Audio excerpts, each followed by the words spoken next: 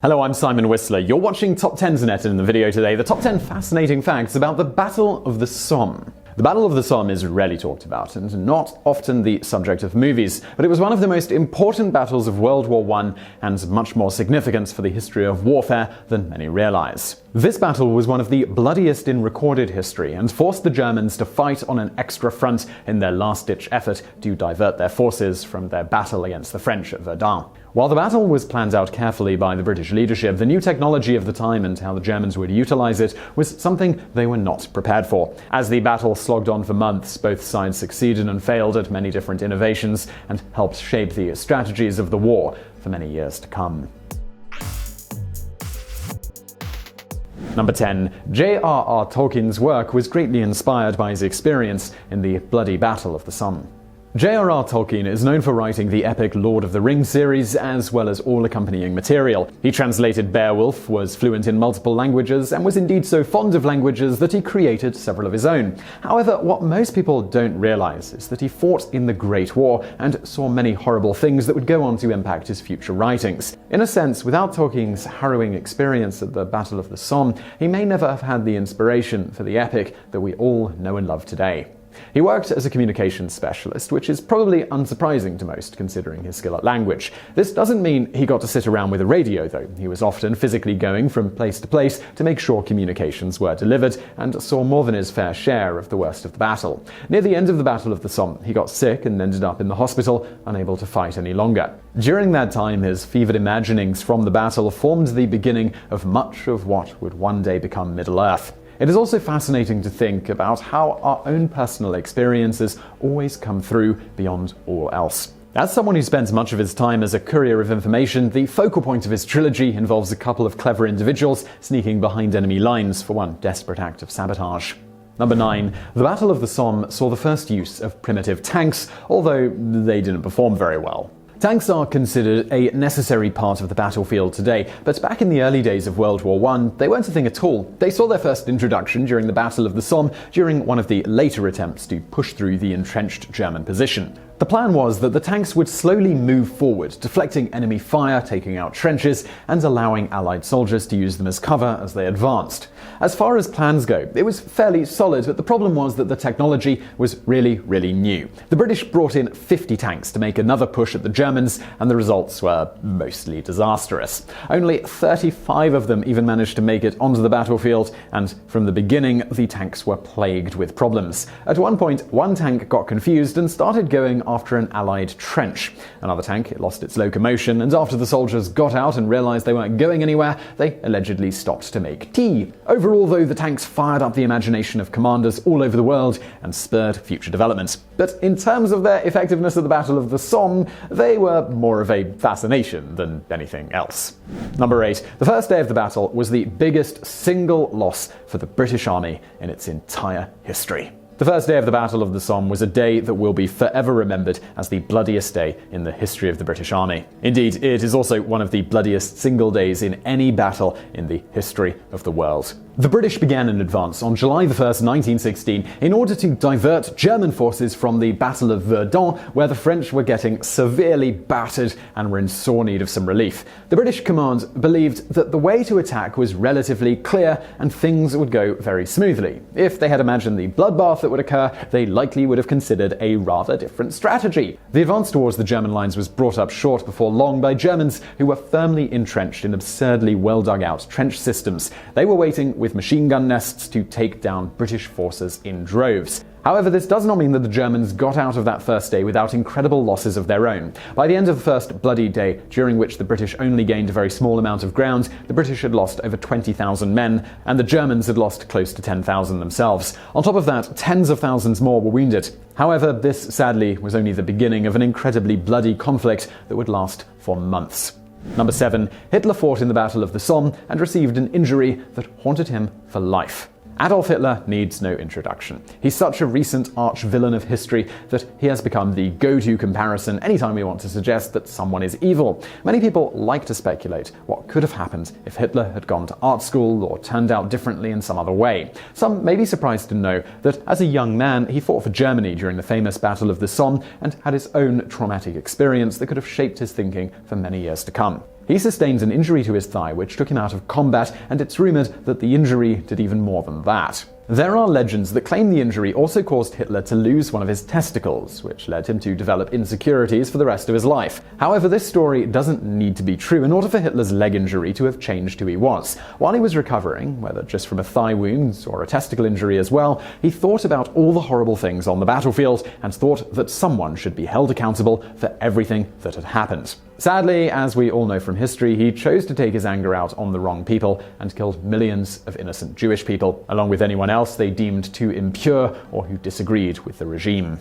Number 6. The British made a strategic mistake thinking that their shelling had destroyed the German trenches. One of the first things that may come to mind when you read about just how many people died on that first day is how it all happened in the first place.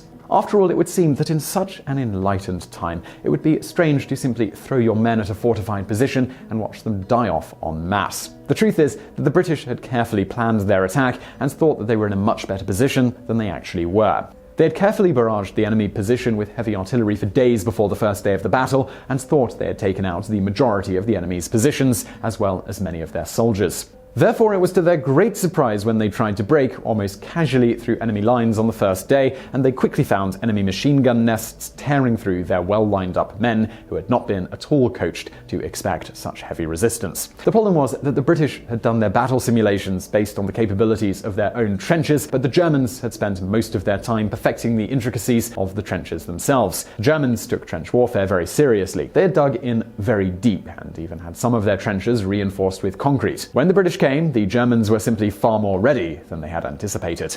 Number 5. The battle's necessity is controversial to this day, and some people consider it a failure. As you already know by now, the Battle of the Somme lasted a few months and was horrifically brutal. While no day ever beat the record of the first bloodbath, the entire battle still cost both sides tens of thousands more lives, and the entire thing eventually just sort of ended up with no real resolution. After a few months of brutal fighting, the British commander, Sir Douglas Haig, called an end to the fighting and brought the Battle of the Somme to a conclusion. After the battle had concluded, Sir Winston Churchill argued that he felt lives had been too carelessly thrown away for too little ground gained. This began a debate over whether the whole thing had been a good idea in the first place. It's a fairly common expression in the UK to suggest that the men who fought in the battle were lions being led by donkeys, the suggestion being that the troops were brave but their leaders were basically idiots. However, many people suggest that this is not necessarily the case and that history may be judging Sir Haig too harshly. The initial day was a disaster, but their plan made sense with the intelligence that they had. And in order to make a difference in the war, they had to make a large diversionary push before the French forces at Verdun were no longer able to hold back the Germans. This had given them really little time to act. Those who defend Sir Haig would argue that the battle was required to keep the German forces spread thin and distracted, and while the battle itself may have been a failure, it was a necessary loss in order to win the war. Number 4. The Creeping Barrage was perfected during the Battle of the Somme. While it was not the first place it was ever used, during the Battle of the Somme, the technique known as the Creeping Barrage was first perfected and fairly heavily used as the battle dragged on further and further. During at least one major operation, many Canadian forces joined in to make a push towards the German lines, making use of the Creeping Barrage technique to advance. The technique involved having pre-planned and precisely placed bursts of artillery fire along the route that the Allied soldiers were meant to advance. The idea was that as long as the Allied soldiers stayed close enough to the bombardment, they would be able to advance to enemy trenches without them being able to properly pop up and take them out with machine gun fire. The idea worked decently enough, however it did also have its flaws. Many of the brave soldiers who took part in this technique were risking a lot more than just enemy fire. In order to make the whole trick work, they had to stay very close to the path of the planned shelling, and considering how inaccurate shelling could be at that time, many of the advancing soldiers were hit by their own Allied artillery fire. This made the technique suicidally dangerous, but it was just one of the many things the Allies tried in a desperate attempt to put a stop to the German war machine during World War I.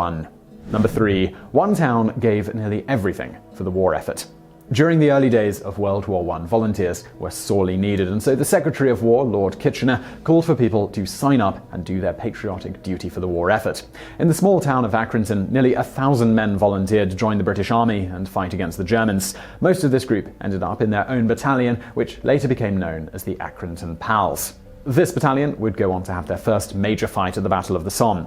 On the first day, a huge majority of their number were killed in action, some of them gunned down before they could even make it out of their trenches. This was a tragedy for the small town, with nearly everyone in the community affected. The town was in near constant mourning and gave up an incredible percentage of their young men, sacrificing dearly for the protection of others. In 1981, Peter Whelan wrote a play about the people of the town and what they sacrificed in order to honor their memory. While it was a very sad event, it did lead to better reforms for the future. The government realized that suggesting people recruit together as a battalion from their own town was a bad idea, because a single battalion being wiped out would have far too much of an impact on that single town. Their plan for the future was to make sure that a battalion had men from different towns, so this sort of tragedy would not occur again.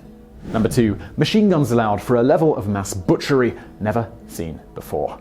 As I mentioned earlier, one of the reasons that the British lost so many men on the first day was because they thought the Germans had already been more soundly defeated. However, if the Germans had still been using weapons from previous years, the carnage would probably still not have been nearly as horrific. This was one of the first major engagements between world powers to see the serious use of machine guns, and many commanders were not familiar enough with what they could do to properly be prepared for their destructive power. The Germans were really well entrenched. Some of them even had their machine guns on rails so they could take it down while there was a bombardment and then bring it back up to the top and start firing very quickly. The Germans, they were actually quite surprised at how the British kept trying to advance towards their guns and found themselves killing large numbers in a very short amount of time. This was not to reflect on the intelligence of the British troops, but simply shows how destructive new weapons of war can be when people haven't yet figured out how to counter them. The machine guns also made the war drag out very slowly, as machine guns forced both sides to be very defensive, bringing an end to a period of war when battles were often fought much more quickly and decisively. Number 1. The Battle of the Somme was the beginning of the world's real understanding of shell shock. During the Battle of the Somme, doctors were just starting to understand psychology, and then they were faced with one of the bloodiest battles ever seen. This meant that they had a whole plethora of patients who were not physically injured but were twitching, they were nervous, and they were complaining of horrible dreams. This was something attributed to shell shock, something that until very recently had been thought to be from the direct effect of a shell itself. It should be no surprise to most that thousands of young men would have what we now call PTSD after seeing many of their friends die brutally in an ongoing battle that would seem entirely senseless and without merit. At first, the powers that be were removing people from the field with shell shock, mainly because they thought they could be contagious and affect others. However, they quickly felt they had a rather big problem on their hands. Some people, when they realized a friend had been sent home for shell shock, would attempt to be sent home for the same thing. And to make matters worse for the war effort, they were worried that if everyone who had shell shock went home, if you counted those who were also wounded or dead, there would basically be no one left to fight the war. At this point, they decided to start disciplining units that showed too many incidents of shell shock and punish doctors who would report the problem too much in order to keep many people from being sent home. After the Battle of the Somme's conclusion, medical officers were told they could no longer even diagnose people with shell shock, and it would be many years before Britain and other world powers started to properly understand the psychology and better treat soldiers who had PTSD. Unfortunately, many world powers still struggle with this issue, even today. So I really hope you found that video interesting. If you did, please do hit that thumbs up button below, and don't forget to subscribe for brand new videos just like this every day of the week. Also over there on the right, some other videos from the archives that you might enjoy. And as always, thank you for watching.